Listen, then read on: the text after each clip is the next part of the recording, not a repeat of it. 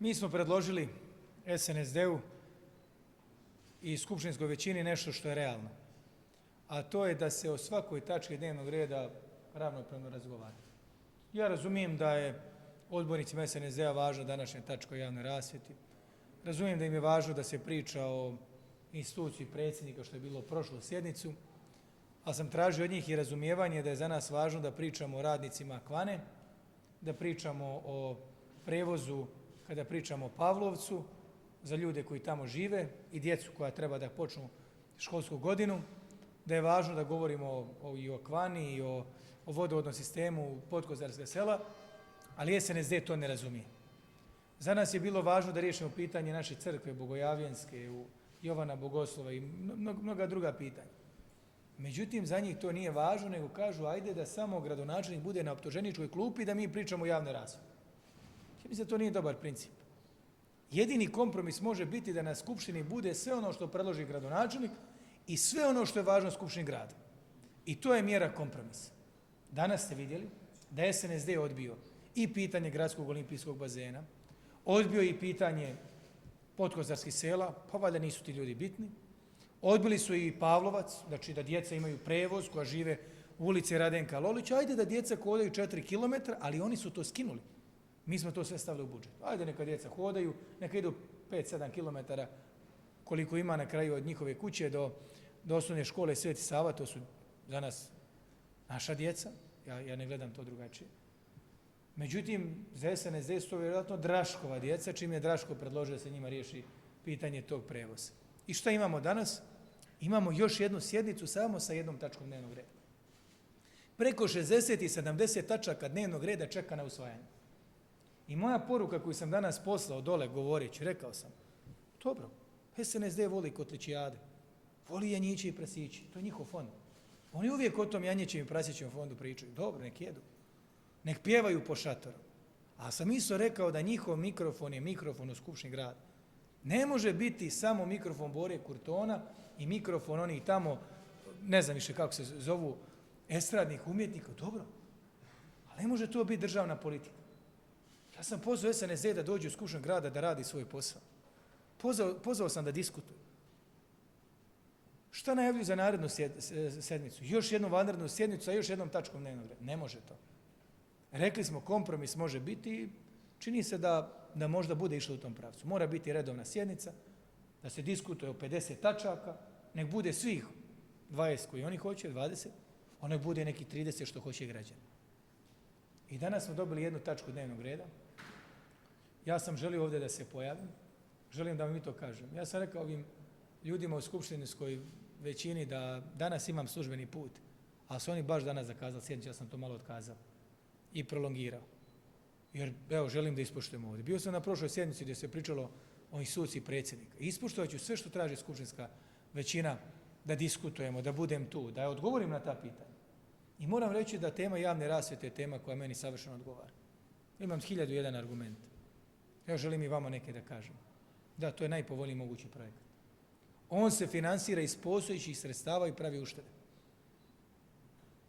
35 miliona je na 15 ili 30 miliona. Na 15 godina. Na 15 godina. Da, 30 miliona sa PDV-om. Na 15 godina. A znate koliko ćemo struju platiti za 15 godina da nema tog projekta? 45 miliona.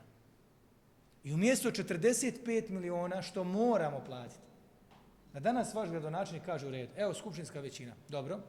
Šta kaže skupštinska većina? Draško, odustane od tog projekta. Dobro. Evo ja ću njih poslušati i odustanem od toga. I u redu. Narednih 15 godina ćemo potrošiti 45 miliona na struju koju plaćamo direktoru Luki Petroviću ili našoj elektroprivredi, prenosu i tako dalje. A mi kažemo ajmo da imamo novu rasvjetu, da sva bude LED rasvjeta, da postavimo novih preko 700 novih metalnih stubova, 300 betonskih, skoro 1000 novih rasvjetnih tijela, da osvjetlimo novih 15 kvartova i dijelova Banja Luke koji nisu imali rasvjetu, da osvjetlimo dio Banj brda, staza i tako redom, da napravimo uštede, da imamo unificiranu rasvjetu, da imamo posebne senzore za mjerenje kvaliteta vazduha, da imamo prigušivače na rasvjeti. To znači ako ulicom neko ne prolazi 5 sati, ona bude zagušenija. i da imamo ukrasnu rasvjetu u centru grada koja je, kao oni kažu, dimljena. Znači ima one efekte i sve ono što ima svaki vele grad i treba da ima Banja Luka. I sve to ćemo platiti manje u narednih 15 godina za više od 10 miliona. I šta je to sporno? I na kraju moram reći jednu stvar. Skupština grada je dala saglasnost prije 1.5 dana, ova skupština, predvođena isto SNSD-om, i neki tamo odbornici i drugi odbornici dali su podršku za ovaj projekat. I mi to finansiramo iz ušteda. A to neko zove kriminalcem i kriminalom. Kriminalac ovo je kriminal, dobro. Lopov misle da svi lopovi. Kriminalac u svemu vidi kriminal. Ali mi vidimo u ovom uštede. Mi vidimo istorijsku priliku za ovaj grad. Neko kaže radi hrvatska firma, pa šta da kažem sad, ova firma prošla to ne valja, ali niko ne vidi 3 firme koji su konzorciju. 4 firme su konzorciju. Jedna Končar iz Zagreba i 3 iz Srbije.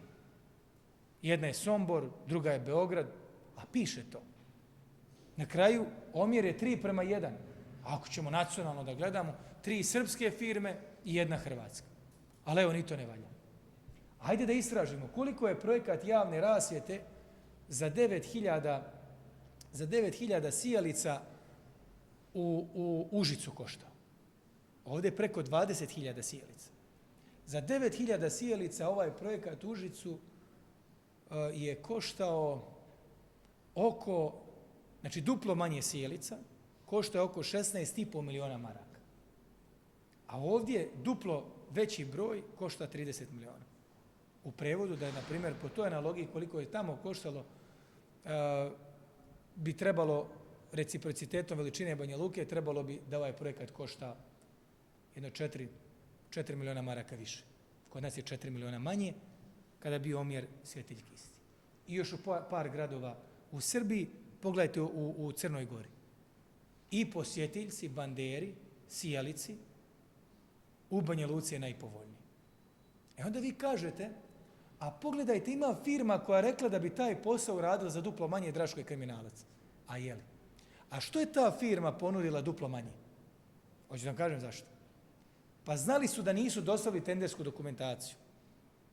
A kad već znaju da nemaju tendersku dokumentaciju, ne mogu proći, ajde da se igramo cijenom kad svejedno ne prolazimo.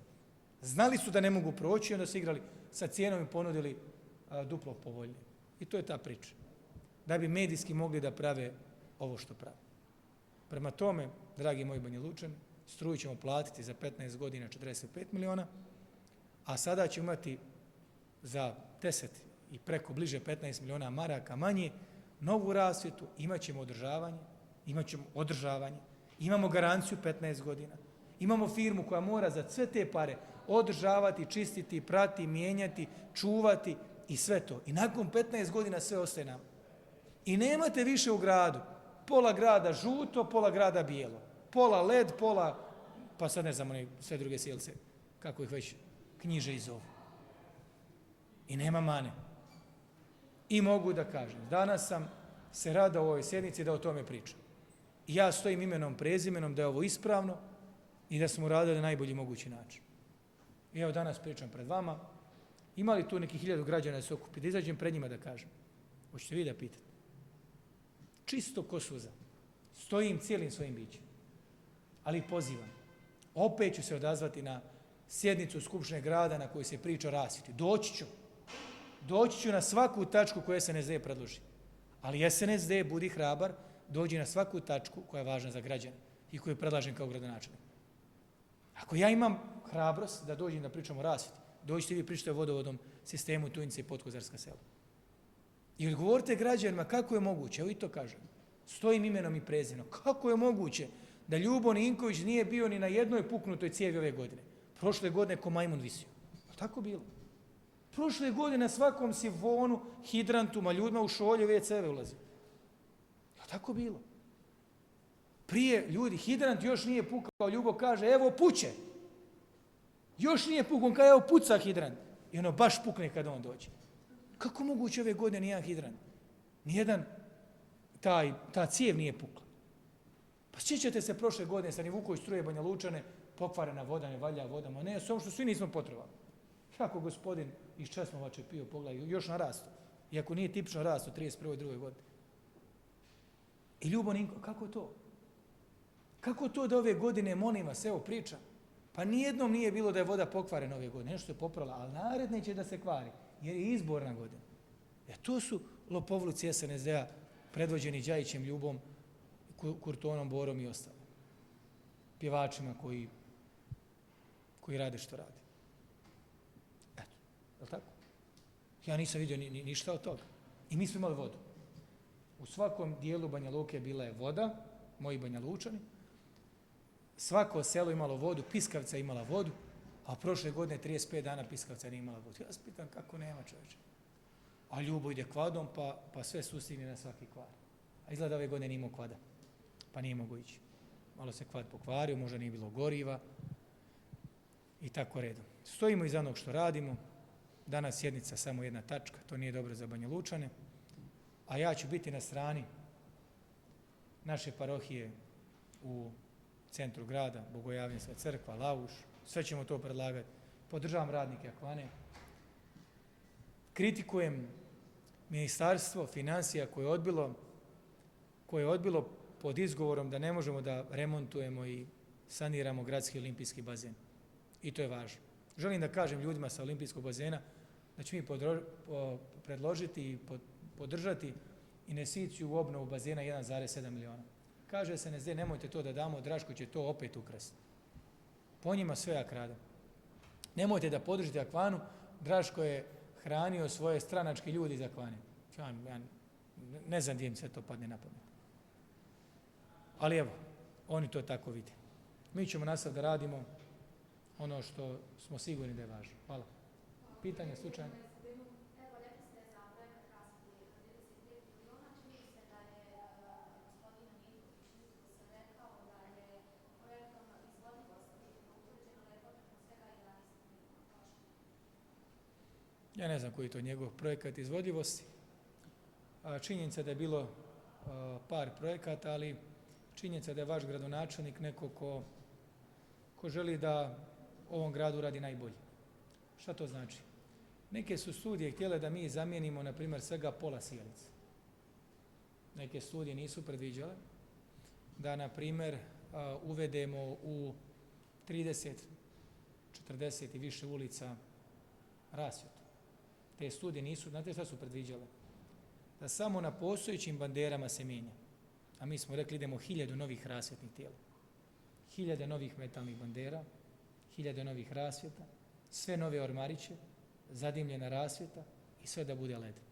Mi smo rekli mora se raditi u selu. A mi smo da rekli, a pogledajte Banj Brdo, ima dosta staza gore, pa ima dio staza koji idu kroz šumu i ljudi mogu da šetaju do 7 navečer. Mi smo rekli, ajmo Banj Brdo da napravimo najbolju rekreativnu zonu, hajde da i kroz šumske staze da uradimo ambijentalnu rasvjetu u okviru ovog projekta. I da to sve radimo iz ušteda. I mi smo toga projekta napravili megalomanski projekat. Možda ja jesam po prirodi neko ko je megaloman. Od Banja Luke koji je manji ili srednji grad evropskih standarda, ja želim da to bude veliki grad. Želim da ima najveći park. Želim i maštam da napravim najveću kongresnu dvoranu. Da napravimo Banja Luku na vodi, na ušću Vrbasa i Vrbanja. Da napravimo novu skupštinu Republike Srpske. I da napravimo grad koji sija i više od Las Vegasa. Grad koji ima najveće šetalište. Da završimo kolektore. Želim da imamo jedno 10 do 15 km uređene obale Vrbasa. Da uložimo preko 100 miliona maraka kao kolektor. Da napravimo najveći most, jedan u Česmi, drugi u Docu. Moji snovi u Banja Luci su najveći. I kad radimo rasvjet, idemo do kraja. Što bi mijenjali pola rasvjetnih tijela? Što ne bismo svijetili sve ono što treba u gradu? Da kažem što ovo. Nasilje Garcia Lorke, nasilje Pentagon. Ćemo da odemo sad vija tamo. Pola je u mraku jer je svaka bandera na 100 metara. A mi onda kažemo u projektu sve nove bandere na svaki 50 metara. Vi danas kad odete u nasilje Pentagon koji je u centru grada, pa ljudi sve između onih zgrada, ono je polumrak, ono može biti i nasilje, incidenata i silovanja i svega. Pola ono je zatemljeni hausor između svega. I onda su mi to ovako identifikovali, rekli dodavajte bandere. Sve da uradimo da bude 26.500 rasvjetnih tijela, 1000 novih bandera i sve da bude najjače. I to je to. Razlika između prethodnih koji su bili su skromni, ajde radimo na manje i na sitno, a mi smo rekli do kraja. Kad radimo, ne odustajemo. kad radim most u Docu, onda su neki ljudi me rekli, ajde gradonačelniče, na primjer, da evo znate, most u Docu je predviđen sa 4 trake. Ajde napravimo 2 šire da to bude. Ja kažem, pa gledajte, mi moramo isto u Banja Luci narednih 100 godina. Pravit ćemo tu 2 mosta i 3 pješački. Moraju ostati 4 trake. Moraju 4 trake. Jer ja vjerujem da će jednog dana, da vam budem iskren, ja o tom maštam. I Čelinac i puno mjesta okolo. Sutra jednog dana možda biti opštine u sastavu velikog grada koji ima 500 000 stanovnika, to je Banja Luka. Znate, pa da ovaj grad ima 2-3 opštine. Sa po 25, 35, 45, možda i 50.000 stanovnika. Da bude najveća srpska zapadna, predstavnica zapadna srpska predstavnica. A zašto da ne? I jednog dana valja, znate, da kad se bude išao do Mrkonjić grada, da će sve biti povezano, da će ti gradovi povezani. Tako su nastali veliki gradovi. Polumilijonski gradovi. Pa prije između Zemuna i Novog Beograda bile livade, a danas sve spojeno u jedan grad. Tako i Banja Luka. Mi to tako vidimo i zato imamo velike planove. Evo, to je moj odgovor. Hvala vam. Mimo teme, nema, to je to. Hvala, izvinite, praštajte se.